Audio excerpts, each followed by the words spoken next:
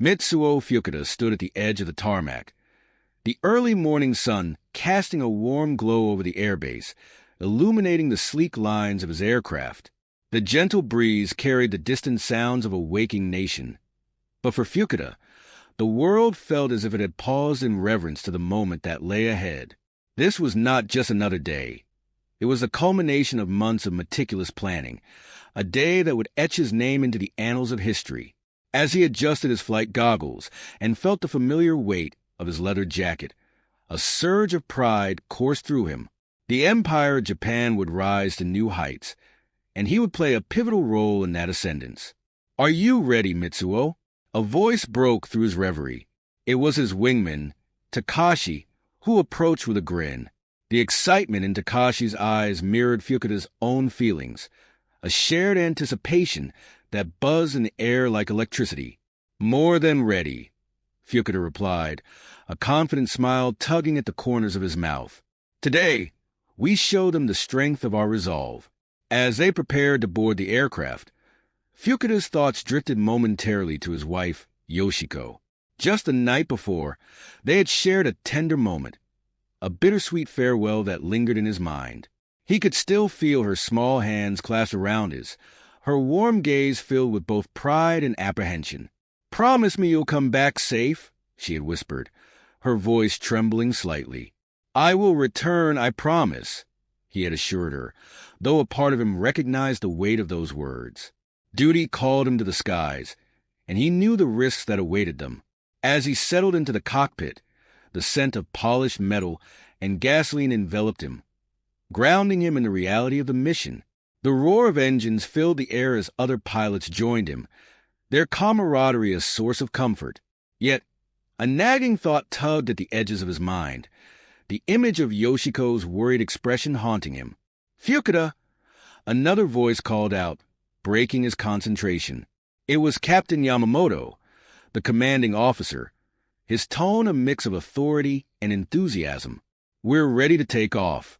Remember, this is our moment to shine. For the Emperor." "For the Emperor," the squadron echoed, their voices rising in unison, a chorus of fervent nationalism that resonated deeply within Fuchida's heart. He took a deep breath, steeling himself for the mission ahead. With a flick of switches and a firm grip on the controls, Fuchida guided the aircraft down the runway. As they soared into the sky, the landscape below transformed into a patchwork of greens and browns, a beautiful yet deceptive calm. The adrenaline surged through him, a potent mix of excitement and dread. He was a warrior, a protector of his nation, and today they would strike at the heart of their enemy. As they approached their target, the atmosphere in the cockpit shifted. Tension replaced exhilaration, and the reality of their mission settled heavily on their shoulders. Fuchida's breathing quickened, but he forced himself to focus. They were trained for this. The meticulous planning, the countless hours in the simulator, it all led to this moment. "Fuchida, you're on lead," Takashi shouted, snapping him back to the present. "Yes, I see it," Fuchida replied, his voice steady despite the chaos surrounding them. Below, the American naval base sprawled like a beehive, buzzing with activity. The sight fueled his resolve. This was not merely an attack.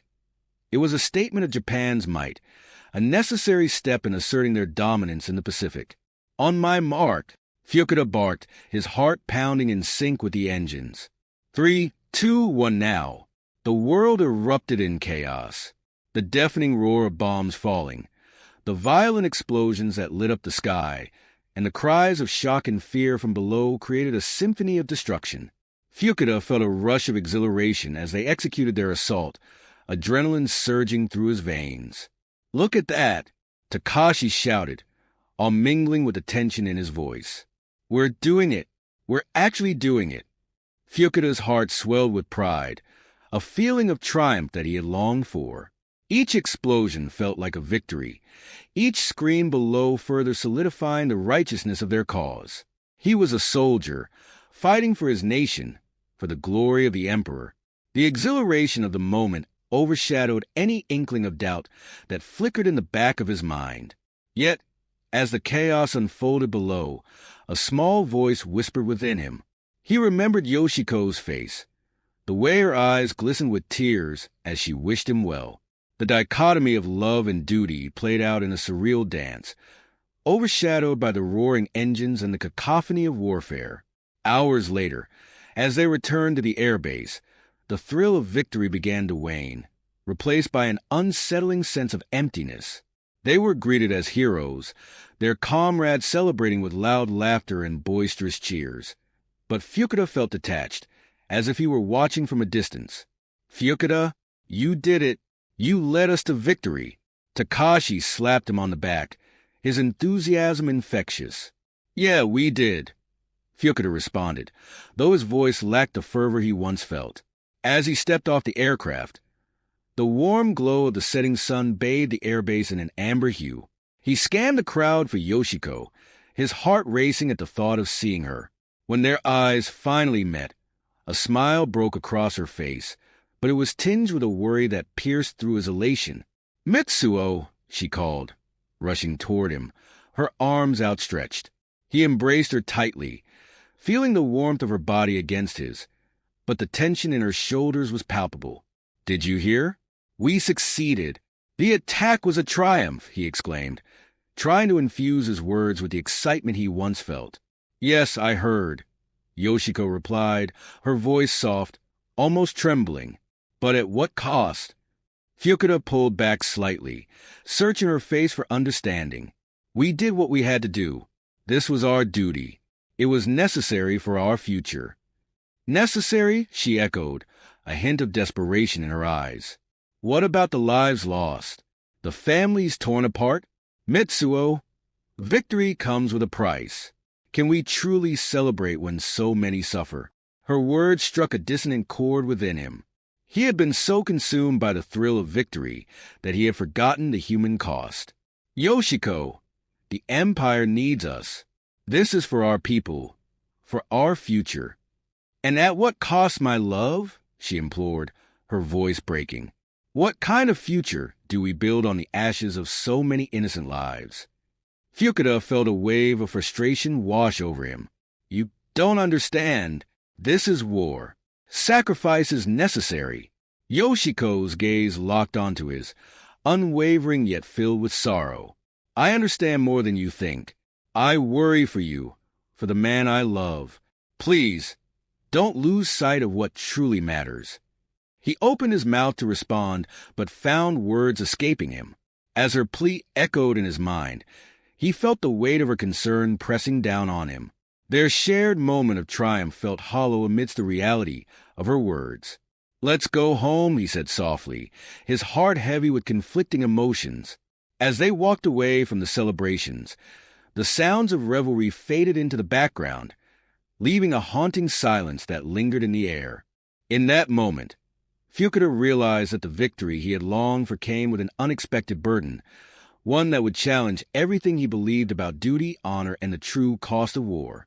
Mitsuo Fuchida sat in the dimly lit briefing room, the air thick with tension as officers murmured among themselves. The news of the Doolittle raid had arrived like a thunderclap, shaking the very foundation of their belief in Japanese invincibility. He could feel his heart racing, a sense of disbelief mingling with indignation. The Americans had struck back, and the implications of that strike were as profound as they were troubling. "Such a cowardly act," one officer spat, slamming his fist on the table. "They are desperate. They think this will intimidate us." Fuchida, seated at the head of the table, clenched his jaw. "Desperate or not, they managed to penetrate our defenses. We cannot underestimate their resolve," he replied, his voice steady, though inside he was grappling with his own doubts. "Do you truly believe that?" Another officer challenged, narrowing his eyes at Fuchida. "This is proof of their weakness. They send bombers without escort, relying on outdated tactics. We have nothing to fear." Fuchida's mind raced.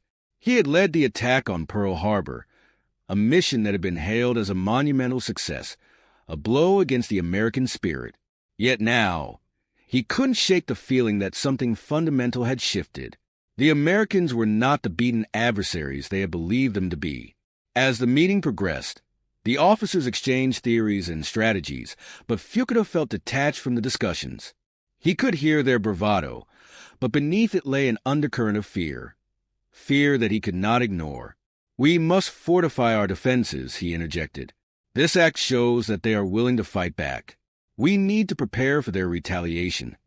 The room fell silent, and eyes turned to him. Prepare? For what? More of their pathetic raids. The first officer scoffed. Fuchida's gaze hardened.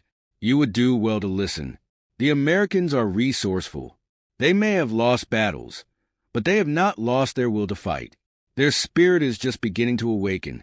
The meeting ended in a cacophony of dismissive remarks, but Fuchida remained seated, staring at the wall as the officers filed out.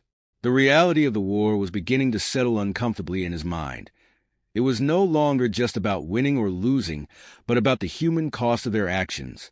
Days passed, and Fuchida found himself wandering through the crowded hallways of a military hospital, the sterile smell of antiseptic stinging his nostrils. He had come to visit wounded soldiers to boost morale, yet as he walked through the wards, he was met with scenes that cut deeply into his heart. The moans of pain echoed around him, and he was confronted by young men, barely more than boys, lying in beds, their bodies bandaged and broken. Fuchida approached one soldier, a teenager with a vacant stare. "You fought bravely," Fuchida said, forcing a smile that felt foreign on his face. The boy turned his head slowly, his eyes glistening with unshed tears. I don't know if I did," he whispered, voice hoarse. "I just wanted to go home." Fuchida swallowed hard, the boy's words striking a chord within him. He glanced around the room, the faces of the wounded soldiers blurring together, each carrying the weight of sacrifice. He thought of the families waiting for them. The dreams they had before the war had swept them into this nightmare. "Are you feeling better?" Fuchida asked, wanting to offer some semblance of hope. "I don't know," the soldier replied, his voice barely above a whisper. "I don't know if I'll ever be the same. They say I might lose my leg." Fuchida's heart sank as he looked at the boy's bandaged limb. "You're a hero," he said, though the words felt hollow. "You fought for your country, for all of us." The boy's gaze dropped to the sheets. "What does it matter?" he murmured. "What are we fighting for?" The question pierced through Fuchida's bravado, echoing in the recesses of his mind long after he had left the hospital.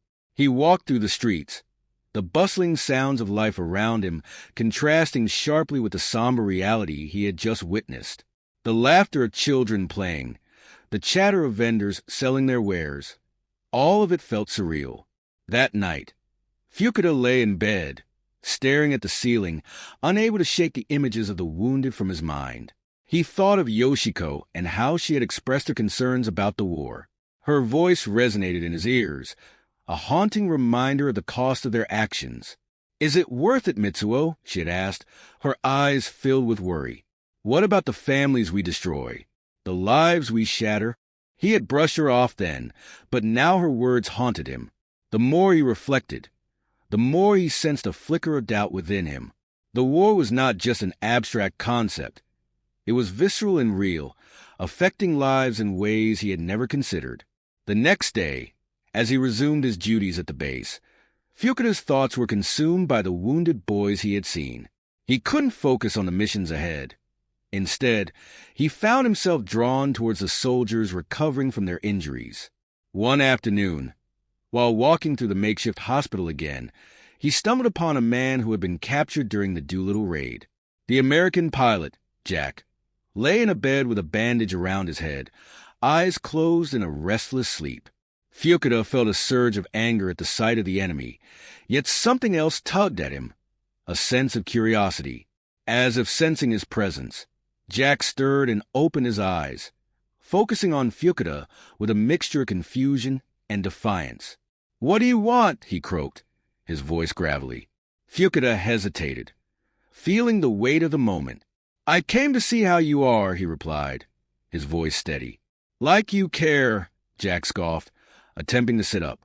"You're just here to gloat." Fuchida shook his head, the hostility in Jack's tone striking a nerve. I am not here to gloat. I want to understand. Jack paused, his expression softening slightly. Understand what? That I'm just a pawn in this war? That I have a family waiting for me back home? Fuchida's heart raced. You have a family? Of course, Jack said, bitterness creeping into his tone. I have a wife and a little girl. They're probably terrified, wondering if I'll ever come back. The admission hit Fuchida like a punch to the gut. He thought of Yoshiko and the life they had built together. The realization struck him that Jack was not just an enemy pilot. He was a father, a husband, a man with dreams and aspirations. What's your name? Jack asked, eyeing Fuchida with a mix of suspicion and intrigue. Mitsuo Fuchida, he replied, feeling vulnerable. I led the attack on Pearl Harbor. Jack's eyes widened, and for a moment, they shared a silent understanding. A bridge formed through the shared reality of loss and sacrifice. Why are you here? Jack asked, his voice softer now. Do you really want to understand? Yes, Fuchida admitted, feeling the weight of the moment. I want to understand why we are fighting, why we are destroying lives. I want to know what it means to be a soldier in this war. Jack's gaze searched Fuchida's face, perhaps looking for sincerity. It's not about glory or honor, you know. It's about survival, about protecting what we love. Fuchida nodded, the words resonating deep within him. And what if that love leads to destruction? What if this war takes everything from us? Jack's expression turned somber as he closed his eyes.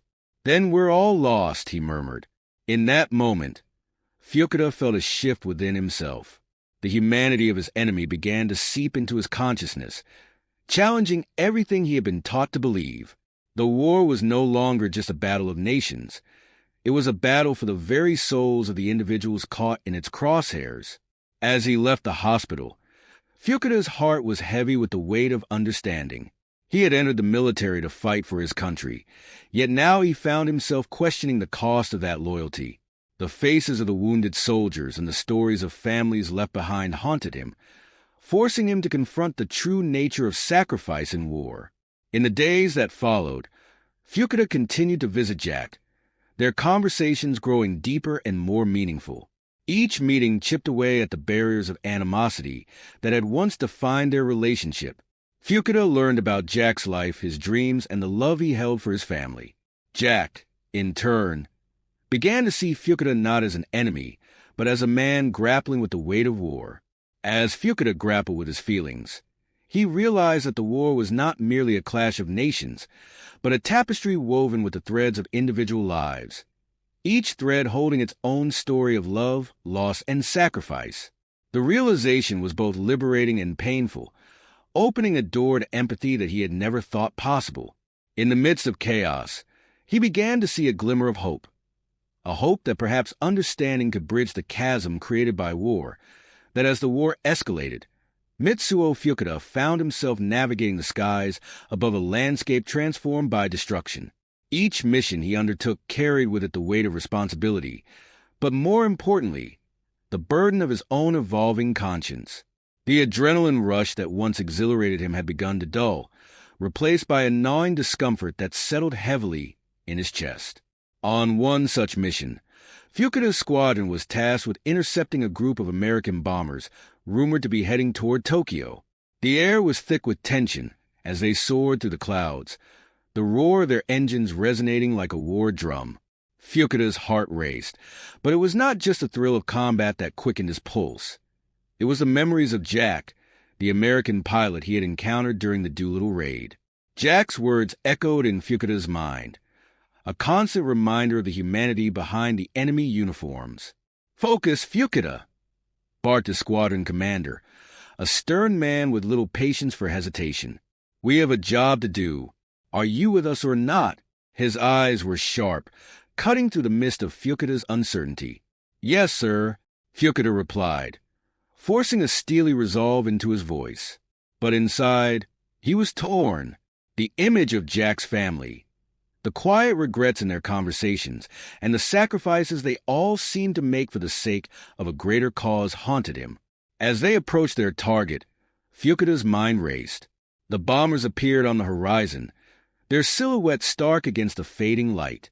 The instinct to attack surged within him, fueled by years of training and the fervor of national loyalty.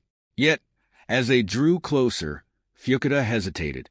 His hand hovered over the trigger, and for a moment, he found himself paralyzed by a sudden flood of doubt. "Fuchida!" the commander shouted again, his voice slicing through the haze of confusion. "What are you waiting for? Destroy them." Fuchida's heart pounded in his ears. I can't," he stammered, his voice barely audible over the roar of the engines. "What do you mean you can't?" The commander's voice was now a low growl, simmering with anger. "This is war, Fuchida. We don't hesitate. We don't think. We act." But Fuchida's mind was racing with images of families torn apart, children left without fathers, and the grim reality of the human cost of their actions. The faces of the wounded he had seen in the hospitals loomed large in his mind, their pain a haunting reminder of what he was about to inflict. "Sir, what if we're just perpetuating the cycle of violence?" Fuchida's voice quivered, a sound of defiance in a moment that demanded obedience. "What if—" "Enough!" the commander barked, his eyes narrowing dangerously. "You are a pilot, not a philosopher. Follow orders." The tension in the cockpit grew thick, palpable enough to cut with a knife. Fuchida felt the weight of his squadron's expectations pressing down upon him. He had trained for this moment, had prepared for the glory of victory. But now, all he could think about were the lives that would be shattered by their actions. As the commander's voice faded into the background, Fuchida's heart raced with a newfound urgency. He had to make a choice, not just as a pilot but as a person. With a deep breath, he pulled away from the formation, veering his aircraft toward the clouds. "Fuchida!" the commander roared, but Fuchida was resolute. He couldn't be part of this destruction any longer. The bombers passed below him, unaware of the internal battle raging above. The moment he broke away, a sense of liberation washed over him, mixed with a heavy dose of fear. He had defied orders, but in that defiance, he felt a flicker of hope. Perhaps there was a way to reconcile his duty with his conscience. Returning home felt surreal. The sun dipped below the horizon, casting a golden glow over the landscape, but it did little to soothe the turmoil within him. Fuchida landed his plane and stepped out, the ground beneath him feeling unsteady, as if he were walking on a tightrope. He didn't know what awaited him. Would he be punished for his insubordination? Would he be branded a coward? As he entered his home, the familiar sights and sounds enveloped him. Yoshiko was there as always, her hands busy with supplies for families affected by the war. She looked up, her eyes brightening as she saw him, but then a shadow of concern crossed her face. "Mitsuo, you're back early," she noted, her voice laced with curiosity. "Is everything all right?" He hesitated, unsure of how to respond. "Yes, no. I didn't follow through with the mission," he finally admitted, the words spilling out like a confession. Yoshiko's concern deepened. "What happened? Were you ordered to return?" Fuchida took a deep breath, searching for the right words. "I couldn't do it, Yoshiko. I couldn't attack them. I remembered Jack, the stories he told me." His voice trembled, and he struggled to maintain his composure. "I realized they're just like us. They have families' dreams." Yoshiko's expression softened, her eyes shimmering with understanding. "You're struggling with this war, aren't you? You see the cost of it in the faces of the wounded, in the families suffering." Fuchida nodded, his throat tightening. "I don't know who I am anymore, Yoshiko. Am I serving my country, or am I just perpetuating suffering?" Yoshiko stepped closer, placing a hand on his arm. "Mitsuo, you have always fought for honor and duty, but honor also means recognizing the humanity in others. You have a choice now, a choice that many cannot make." Her words resonated with him, sparking something deep within. As he watched her work tirelessly to help those affected by the war, the realization struck him like a thunderbolt. The true cost of war wasn't just measured in victories or territories gained. but in the lives irrevocably changed by violence and loss. Mitsuo, she continued gently, you have the power to change the narrative. You can choose to fight for something greater than just victory. He felt a swell of emotion, a mix of gratitude and fear. But what can I do? I'm just one man. Sometimes one voice is all it takes to start a change, she replied, her voice steady and filled with conviction. You've seen the consequences of this conflict. You can share your story, speak out against the violence. You can be a bridge between our nations. Fuchida looked into her eyes, the determination there igniting a flicker of hope within him. Perhaps it was time to redefine his loyalty, not to a flag or an empire, but to the shared humanity that transcended borders. He could no longer remain silent, shackled by the expectations of his role as a soldier. The night stretched on, heavy with unspoken words and the promise of change. Fuchida felt the weight of his choices pressing upon him. But alongside it blossomed a sense of purpose, a desire to forge a new path, one that embraced compassion over conflict. As the stars twinkled overhead, he knew he was on the brink of a profound transformation, one that would challenge everything he had believed about duty, loyalty, and the essence of war itself. The journey ahead would not be easy, but for the first time in a long time, he felt a glimmer of hope, a faint light guiding him toward a future where humanity triumphed over hatred. Mitsuo Fuchida stood in the dim light of the cramped briefing room, the air thick with the acrid scent of sweat and anxiety. His commanding officer, a stern man with a hawkish gaze, paced before the assembled pilots, detailing the upcoming mission with fervor. Fuchida listened, but his mind was elsewhere, caught in a whirlwind of conflicting thoughts. The faces of men he had lost, the innocent lives he had seen shattered, haunted him like ghosts, whispering doubts that gnawed at the edges of his loyalty. "Fuchida," barked the commander, bringing him abruptly back to the present. "You'll take lead again. We need your experience to ensure success." "Yes, sir," Fuchida replied, his voice steady despite the turmoil within. He straightened his posture, but the weight of expectation felt suffocating. The mission was crucial. They were to strike a strategic target deep in enemy territory. Yet, as he stared at the map laid out before him, he couldn't shake the feeling that each plotted line represented lives that would be irrevocably altered. People just like him, with families, dreams, and fears.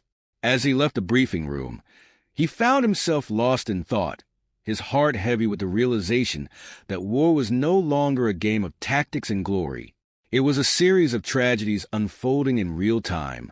The faces of the wounded American pilot, Jack, and the civilians he had encountered during the Doolittle raid flashed in his mind, each one a reminder of the humanity he had almost forgotten in the midst of conflict. Hours later, the roar of engines filled the air as Fuchida and his squadron took off into the twilight sky. The sun dipped below the horizon, painting the clouds in hues of crimson and gold, a stark contrast to the darkness that loomed over the war-torn world below. Fuchida gripped the controls of his aircraft tightly, his knuckles white as he steered through the turbulence of his own thoughts. Each mile he flew felt like a journey deeper into a moral abyss. "Keep your eyes sharp, Fuchida," called out one of his wingmen over the radio, breaking through the haze of his contemplation. "We're not just flying a routine sortie today." Fuchida nodded, though the words barely registered. He was all too aware of the stakes. The mission was high risk, and failure could mean dire consequences not just for him, but for his comrades and their families back home. Yet, in that moment, all he could think about was the clashing ideals of duty versus humanity. Was he truly defending his homeland, or was he merely contributing to a cycle of violence that would only breed more suffering? As they approached their target, adrenaline surged through his veins, momentarily drowning out his doubts. The order to engage came through, and Fuchida felt the familiar rush of exhilaration. He pulled the trigger, releasing a barrage of destruction upon the unsuspecting ground below. For a fleeting moment, he felt invincible, a harbinger of victory. But as the smoke rose and the cries of the innocent echoed in his mind, That feeling was replaced by a deep-seated guilt that settled like a stone in his stomach. The mission was a success, but as Fuchida flew back home, he couldn't help but feel like a ghost himself, haunted by the specters of those he had harmed. The weight of his actions pressed down on him relentlessly, and he longed for the solace of understanding, for a glimpse of hope amidst the despair. That evening, as he sat in his quarters, he received the news that would change everything. His aircraft had been hit during the raid. The details were scarce, but the implications were clear. He was to lead another mission, but this time he was plagued by a heavy sense of foreboding. The possibility of capture loomed, and the thought filled him with dread. The next day, as the sun rose over the horizon, Fuchida prepared for the flight with a sense of trepidation. His heart raced as he took off, the roar of the engines drowning out his racing thoughts. He focused on the task at hand, pushing aside the nagging feeling that something was amiss. During the mission, chaos erupted. Fuchida's aircraft was struck, and alarms blared as the cockpit filled with smoke. He struggled to maintain control, adrenaline coursing through his veins. He fought against the panic rising within him, his training kicking in as he scanned the landscape below for a place to land. The realization that he was alone and vulnerable washed over him, filling him with a sense of desperation. With a jolt, the aircraft hit the ground, skidding to a halt in what seemed like enemy territory. Fuchida climbed out of the wreckage, his heart pounding in his chest. The world around him was eerily silent, a stark contrast to the chaos he had just escaped. He quickly assessed his surroundings, scanning for any signs of danger. Then he saw them. A group of civilians, their faces marked by fear and uncertainty. His instincts screamed to run, to hide, to protect himself at all costs.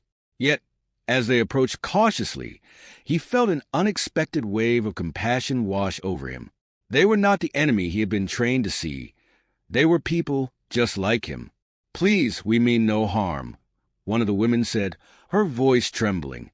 "We saw your plane go down. Are you hurt?" Fuchida hesitated, his heart torn between the instinct to flee and the yearning for connection.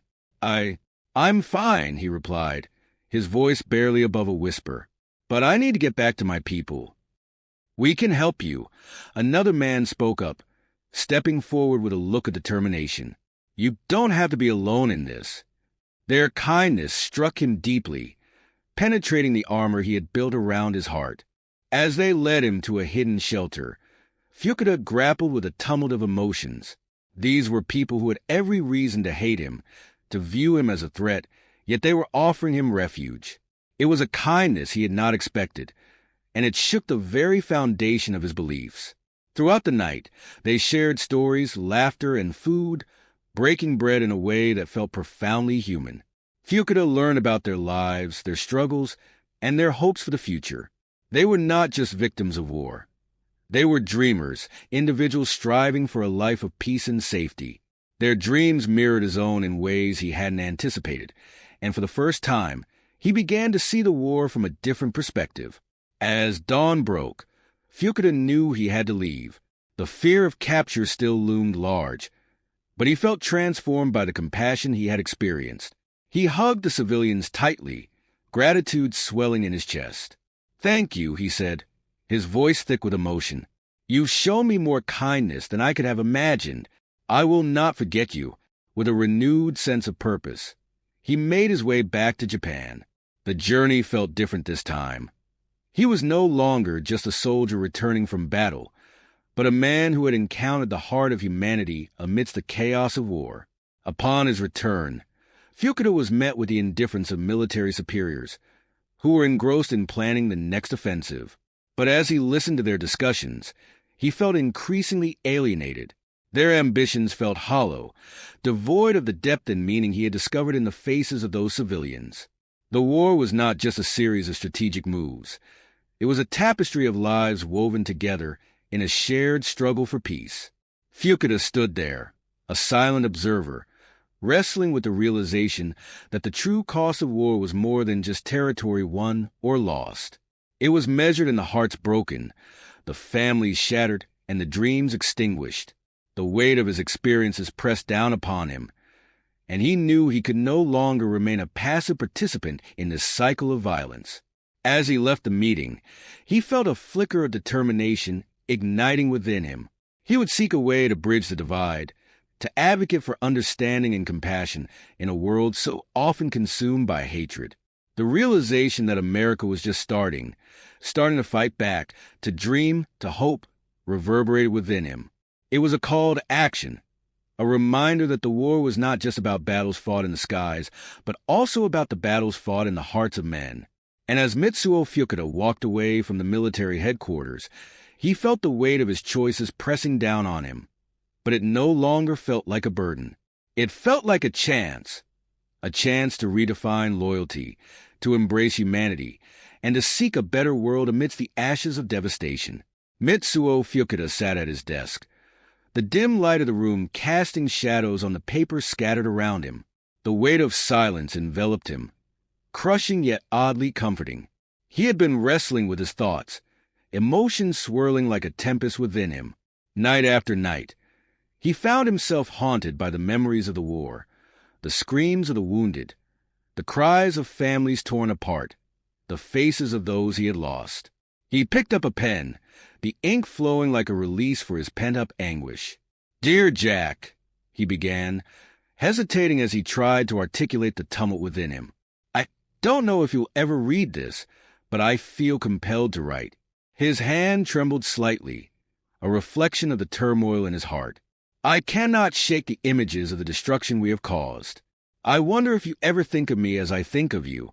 The man I was before this war seems like a ghost, a shadow of someone I no longer recognize." He paused, the ink blotting the page as he struggled to find the right words. Each letter became a cathartic release, a way to share feelings he could not voice out loud. "Do you remember the dreams we both had? Before the planes, before the bombs, we were just young men, full of hope and ambition." He let out a shaky breath, the weight of nostalgia pulling at his heartstrings. Fuchida thought of Jack's laughter, the way it echoed in the sterile confines of the hospital where he had first met the American pilot. Their conversations had been charged with an unspoken understanding, a shared acknowledgement of the absurdity of their circumstances. "I wish I could tell you that I still believe in the righteousness of our cause, but each day brings a new wave of doubt," he wrote, the ink smudging slightly as he pressed harder on the paper. "I find myself questioning everything. The loyalty I once felt, the honor I believed was inherent in my duty." He set down the pen, staring into the distance as visions of devastation washed over him. Hiroshima, Nagasaki, the countless lives lost in the name of war.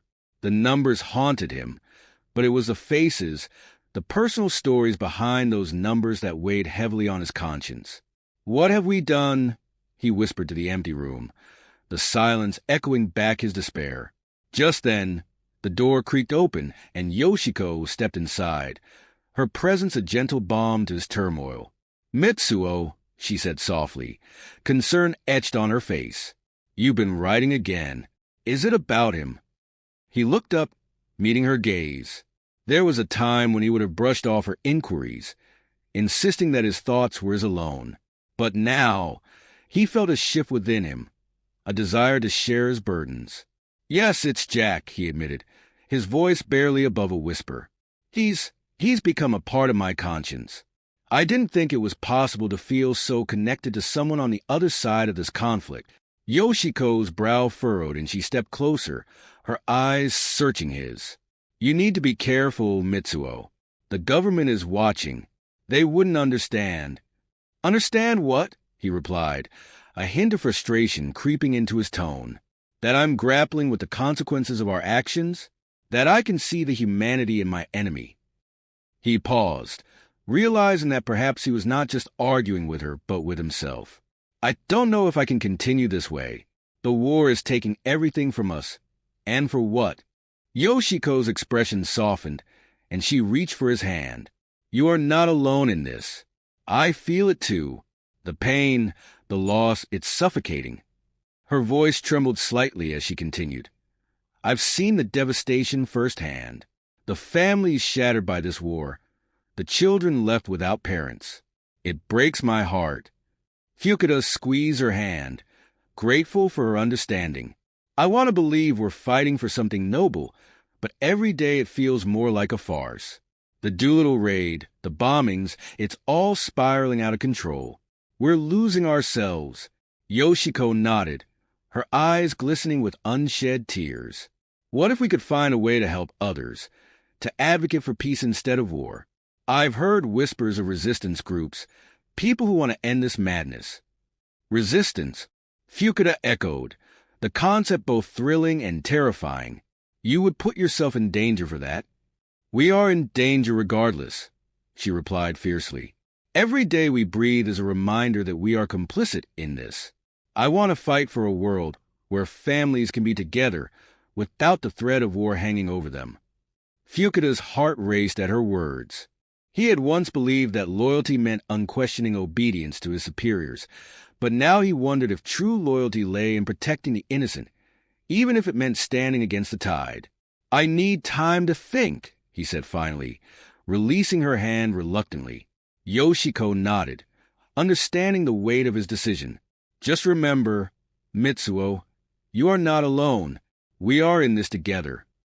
The days turned into a blur of activity, each moment weighed down by the burden of impending decisions.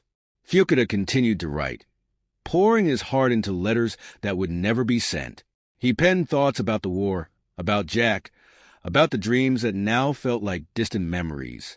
He began to imagine a future where the pen replaced the sword, where dialogue triumphed over destruction.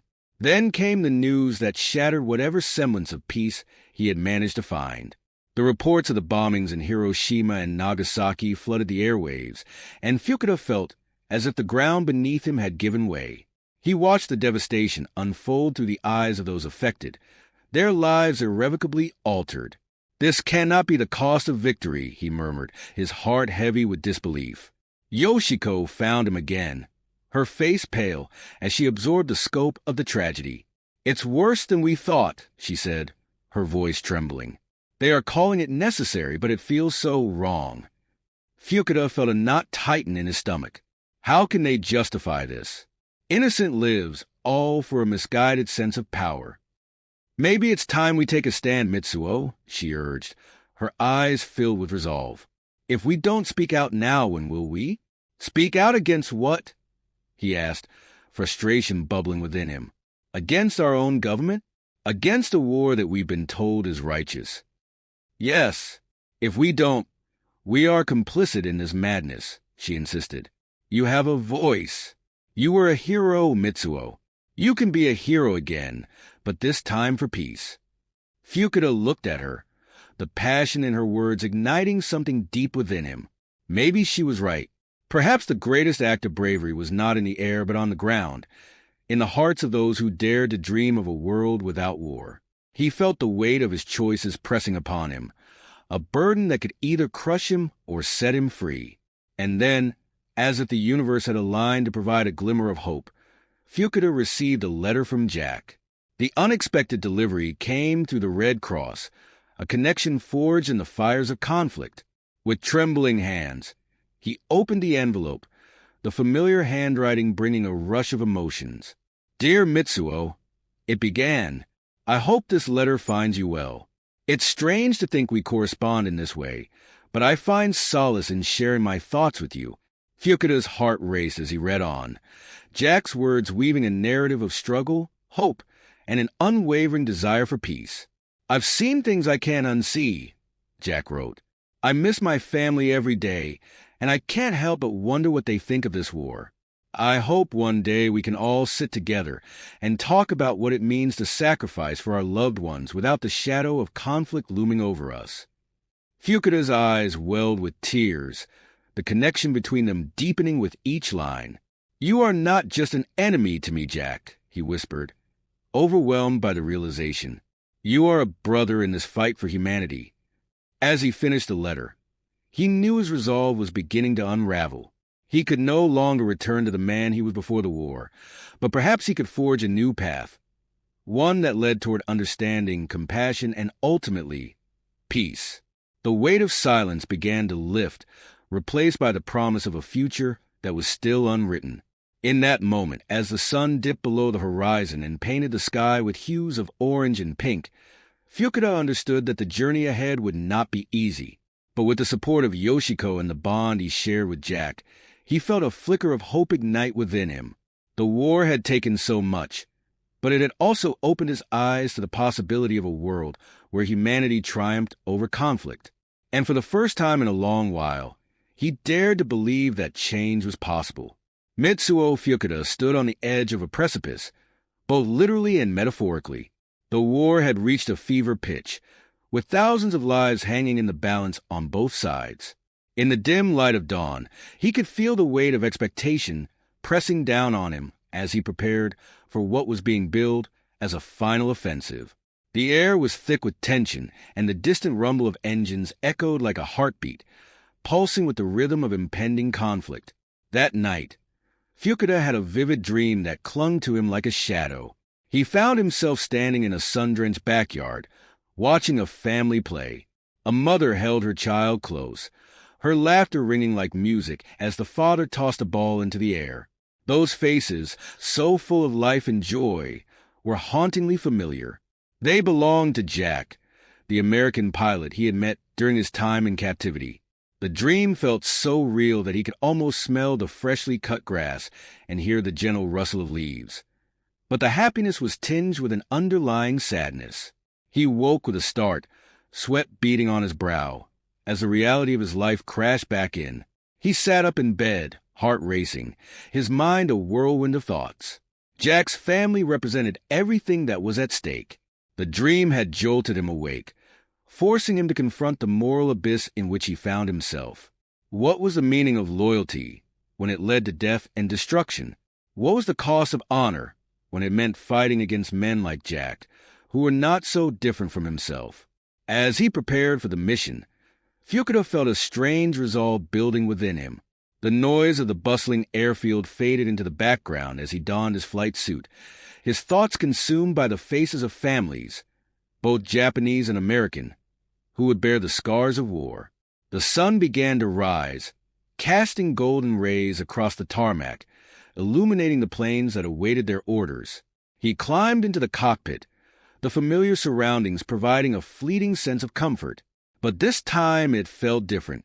His squadron leader, a burly man with a commanding presence, approached him, snapping him out of his reverie. "Fuchida, are you ready for the mission? We need you to lead us to victory." There was a fervor in his voice, an expectation that Fuchida could no longer fully embrace. "Yes, I am ready," Fuchida replied, though the words felt hollow in his mouth. He could see the eagerness in the eyes of his fellow pilots, a blind eagerness that unnerved him. It was a fervor he once shared, but now it felt like a chain that bound him to a path he no longer wished to tread. As they took off into the sky, the world below transformed into a patchwork of greens and browns, a perspective that offered a fleeting sense of detachment from the violence below. But as they soared higher, the weight of his decision loomed like a storm cloud. The approach to their target drew near, and the adrenaline coursed through his veins, urging him to comply with the mission. Yet, as they neared the coordinates, Fuchida's resolve began to fracture.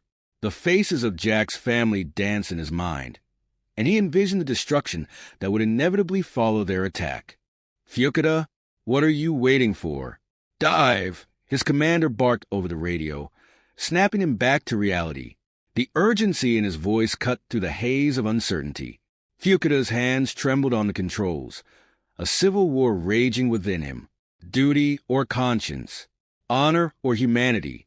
In that moment, clarity pierced through the chaos. He realized he could not be a part of this cycle of violence any longer. With a deep breath, he pulled back on the stick, veering the plane away from the target.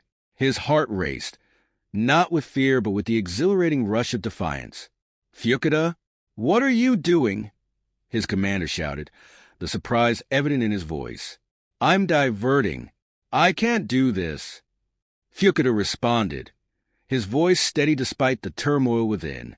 He made a split-second decision, broadcasting a message across the airwaves. "This is Captain Mitsuo Fuchida. I urge my fellow pilots to reconsider our course. We must not sacrifice more lives in this senseless war. Peace is the only way forward." The world seemed to hold its breath as his words echoed across the frequency. For a moment, silence enveloped the airwaves before chaos erupted. His squadron leaders scrambled to comprehend his act of defiance, while Fuchida's heart raced with the fear of what would come next. Would they turn back? Would they shoot him down? Yet, as he glided through the sky, a sense of liberation washed over him. He was no longer a mere instrument of war. He had reclaimed his humanity. The planes around him hesitated, and in that moment of uncertainty, Fuchida felt a connection with his fellow pilots that transcended the confines of duty.